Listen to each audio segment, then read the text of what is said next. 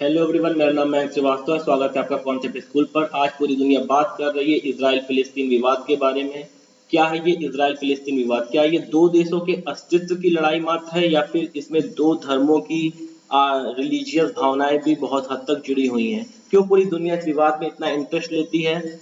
इसको जानने के लिए हमें इजराइल और फिलिस्तीन का इतिहास जानना पड़ेगा, जिसका मैं अलग से वीडियो बना दूंगा। यहाँ पे एक जगह है यरूशलेम, जहाँ की 35 एकड़ जमीन, ये दुनिया का सबसे बड़ा कंट्रोवर्शियल रिलीजियस लैंड है, जिसमें एक नहीं, दो नहीं, तीन धर्मों की अटूट धार्मिक मान जो है विश्वास जुड़ा हुआ है, जिसकी वजह से ये बहुत ज्यादा कंट्रोवर्शियल, दुनिया का सबसे बड़ा कंट्रोवर्शियल रिलीजियस क्षेत्र बना हुआ है। इसके बारे में अगले वीडियो में डिटेल में बताऊंगा, क्योंकि वीडियो यहाँ पे बताया तो बहुत लंबा हो जाएगा। अभी हम बात करते हैं इसराइल की करंट स्टेटस के बारे में। वहां पे क्या हुआ? अभी हाल ही में ये खबर आई थी कि इजरायली पुलिस ने वहां पे अल-अक्सा मस्जिद के अंदर घुस के, जो कि मुस्लिम लोगों के लिए दुनिया की तीसरी सबसे पवित्र प्लेस है, वहां पे घुस के पैलेट गन का यूज किया, स्टन ग्रेनेड का यूज किया, जिसकी वजह से इजराइल पुलिस की, इजराइल की दुनिया में निंदा हुई कि इतने पवित्र क्षेत्र में जाकर उनको ऐसा एक्शन नहीं करना चाहिए था। जिसके इजराइल पुलिस ने इसके बदले में बताया कि वो लोग वेविंग वॉल के पास खड़े ड्यूटी कर रहे थे, लेकिन वहां मस्जिद में कुछ उपद्रवियों ने उनके ऊपर पत्थर फेंके, जिसकी वजह से 6 पुलिसकर्मी घायल हो गए और बदले में उन्होंने ऐसा रिटेलिएशन किया। बट ये हुआ क्यों पूरा, इसका भी एक छोटी समरी मैं आपको बताता हूँ। पूर्वी यरूशलेम में एक जगह है शेख जर्राह।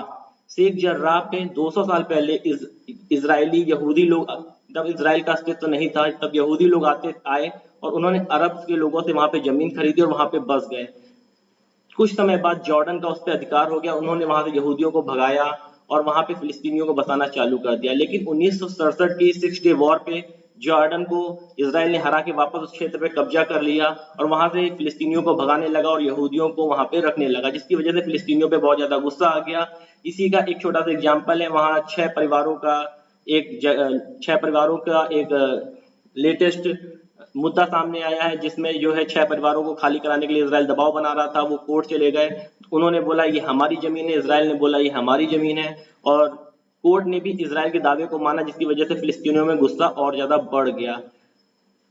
इन्होंने सुप्रीम कोर्ट में भी इसकी अपील की, जिसकी सुनवाई 10 मई को होनी थी। 10 मई इसराइल के लिए भी बहुत महत्वपूर्ण दिन था, क्योंकि 1967 में इसने यरूशलेम को जॉर्डन से अपने कब्जे में लिया था। तो ये यरूशलेम डे मनाते हैं, वहां पे यरूशलेम में बहुत सारे लोग इकट्ठा होते हैं, इजरायली इकट्ठा होते हैं और इस चीज को सेलिब्रेट करते हैं।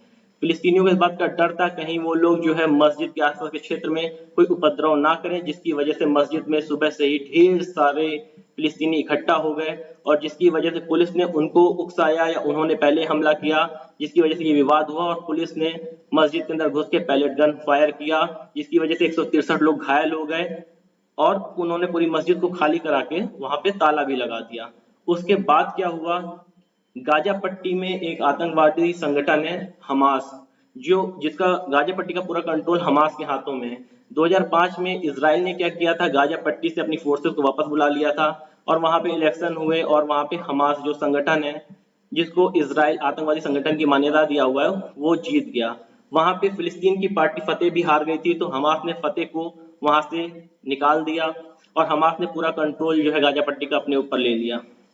इसराइल की यही बात हमास को पसंद नहीं आई और हमास ने इसराइल को धमकी दी कि शाम तक उसने मस्जिद का ताला नहीं खोला तो इसराइल पे हमला कर देगा। और फिर क्या था, हमास ने उसके ऊपर एक के बाद एक 150 रॉकेट दाग दिए, जिसमें से बहुत ज्यादा कैजुअलिटी तो नहीं हुई, लेकिन सुनने में आ रहा है केरला की एक सौम्या संतोष नाम की महिला थी जो वहां इसराइल में काम करती थी, उसकी डेथ हो गई है।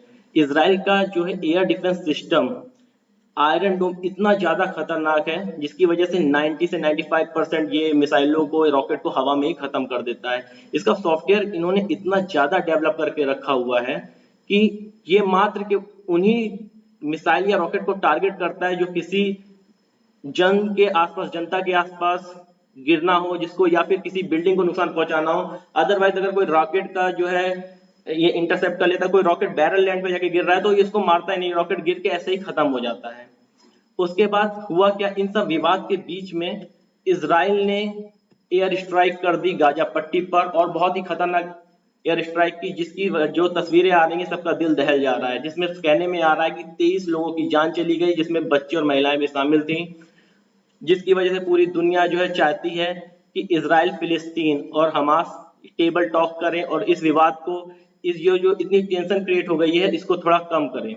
और हम भी यही चाहते हैं कि पूरी दुनिया की तरह हम भी यही चाहते हैं कि इजराइल फिलिस्तीन की जो लीडरशिप है और हमास ये एक टेबल पे आए। हमास यद्यपि एक आतंकवादी संगठन है जिसको फिलिस्तीन ने भी जो है आतंकवादी संगठन घोषित किया हुआ है, लेकिन फिर भी बात तो करनी पड़ेगी। अगर हमें ये टेंशन कम चाहिए तो हमें बात तो करनी पड़ेगी और हमास, फिलिस्तीन की जो गवर्नमेंट है वो और इजराइल तीनों को मिलकर टेबल टॉक करनी पड़ेगी और एक बीच का रास्ता निकालना पड़ेगा। अगले वीडियो में हम बात करेंगे यरूशलेम के बारे में, दुनिया के सबसे बड़े विवादित क्षेत्र के बारे में। फिलहाल के लिए इतना ही। Thank you so much.